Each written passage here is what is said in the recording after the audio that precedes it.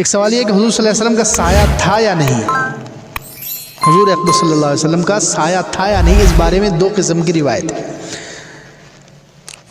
وہ روایتیں جن میں ہے کہ حضور صلی اللہ علیہ وسلم کا سایہ نہیں تھا، یہ روایت بہت ضعیف ہے، بہت کمزور ہے روایت ہے، لیکن یہ روایت کیسی ہے؟ عام طور پر یہ روایتیں ضعیف ہیں، بہت کمزور ہے۔ ایک دو ہی روایت ہے ویسے سایہ نہیں ہونے کی، اور وہ بھی بہت زیادہ ضعیف ہے، کمزور ہے۔ اس لیے یہ اکثر علماء کے نزدیک زیادہ معتبر یہ بات نہیں ہے کہ حضور صلی اللہ علیہ وسلم کا سایہ نہیں تھا۔ اکثر بات جو معتبر ہے وہ یہی ہے کہ حضور صلی اللہ علیہ وسلم کا سایہ تھا، کیونکہ اس کے بارے میں صحیح حدیث موجود ہے۔ حضرت زینب رضی اللہ عنہ جو ام المومنین حضور صلی اللہ علیہ وسلم کی پاک بیوی ہے اور ہماری پاک ماں ہیں، حضرت زینب رضی اللہ عنہ، ان کا واقعہ ہے کہ حضور صلی اللہ علیہ وسلم ان سے کچھ ناراض ہو گئے۔ انہوں نے حضور صلی اللہ علیہ وسلم کی جو دوسری بیوی تھی حضرت صفیہ، ان کو کہہ دیا ایک مرتبہ یہودی ہے، تو میں اس طریقے سے ان سے بات کر لی، تو حضور صلی اللہ علیہ وسلم ناراض ہو گئے، کئی دن تک ان کے پاس نہیں گئے۔ حضرت زینب سے حضور صلی اللہ علیہ وسلم نے دوری اختیار کر لی۔ پھر حضرت زینب رضی اللہ عنہ کہتی ہے کہ بہت دن کے بعد حضور صلی اللہ علیہ وسلم پھر میرے پاس آئے، تو ان کے الفاظ کیا ہیں؟ وہ کہتی ہے کہ میں نے دیکھا ایک سایہ آ رہا ہے، وہ خود کہہ رہی، حضرت زینب رضی اللہ عنہ کیا کہہ رہی ہے؟ ہماری ماں حضور صلی اللہ علیہ وسلم کی پاک بیوی، وہ کہہ رہی ہے کہ میں نے دیکھا گھر میں سے کہ ایک سایہ آ رہا ہے، اچانک میں نے دیکھا تو وہ حضور تھے صلی اللہ علیہ وسلم۔ اب بتائیے ام المومنین زینب، جو لوگ کہتے ہیں آج کل بریلوی خاص طور سے بدعتی لوگ کہتے ہیں کہ جو کہتا ہے کہ حضور صلی اللہ علیہ وسلم کا سایہ تھا وہ بد عقیدہ ہے، نعوذ باللہ مشرک ہے، کیا کیا القاب، تو کیا حضرت ام المومنین زینب رضی اللہ عنہ پہ بھی یہ فتویٰ لگائیں گے آپ؟ اور یہ حدیث نقل کی ہے امام احمد نے، مسند احمد، امام احمد ابن حنبل رحمۃ اللہ علیہ کی کتاب ہے حدیث کی، تو کیا امام احمد ابن حنبل پر بھی یہی فتویٰ لگائیں گے آپ گمراہ ہے، وہ نعوذ باللہ مشرک ہے، وہ کافر ہے؟ ایسی بات نہیں ہے۔ جو معتبر روایت ہے، صحیح روایت ہے، اس کے مطابق حضور صلی اللہ علیہ وسلم کا سایہ تھا، اور کچھ روایتوں میں ہے کہ حضور صلی اللہ علیہ وسلم کا سایہ نہیں تھا، لیکن وہ روایتیں زیادہ ضعیف ہیں۔ اس لیے کچھ علماء نے درمیان کا راستہ نکالا ہے، درمیان کا راستہ کچھ علماء نے یہ نکالا ہے کہ وہ کہتے ہیں کہ اصل تو سایہ تھا حضور صلی اللہ علیہ وسلم کا، لیکن جن روایتوں میں ہے کہ نہیں تھا، تو وہ علماء کہتے ہیں کہ بعض مرتبہ معجزے کے طور پر حضور صلی اللہ علیہ وسلم کا سایہ اللہ تعالیٰ نے ختم کر دیا تھا، معجزے کے طور پر۔ جیسے کھانے کے بارے میں کہ حضور صلی اللہ علیہ وسلم کھانا کھاتے تھے، یہ تو روایتیں ساری حدیث کی کتابوں میں، کھانے کا طریقہ تک موجود ہے، کیا کیا کھایا یہ بھی موجود ہے، لیکن کچھ روایتوں میں ہے، یہ بھی صحیح روایت ہے کہ حضور صلی اللہ علیہ وسلم کئی 6 دن تک نہ پانی پیتے تھے نہ کھانا کھاتے تھے۔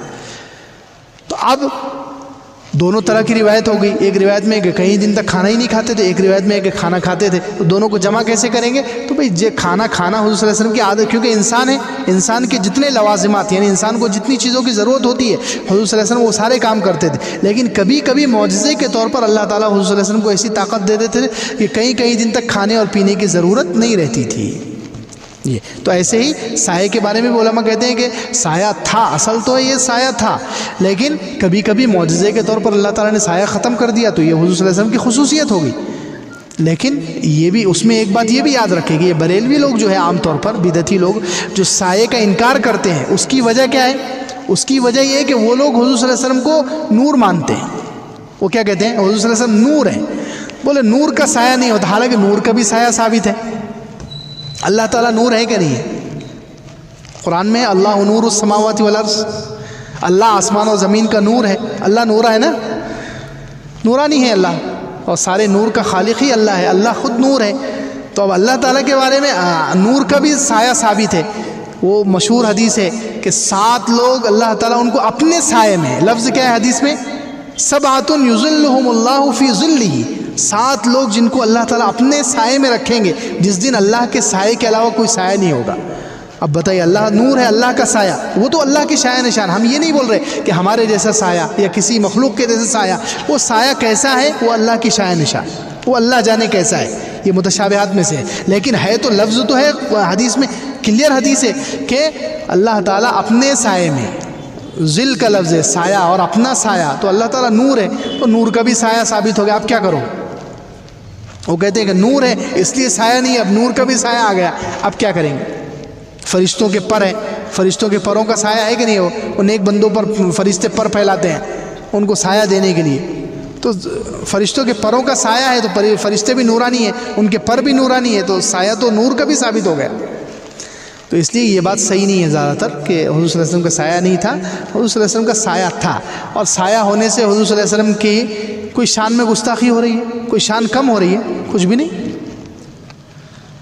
اگر سایہ مان لیں گے حضور صلی اللہ علیہ وسلم کا تو کیا ہو رہا ہے؟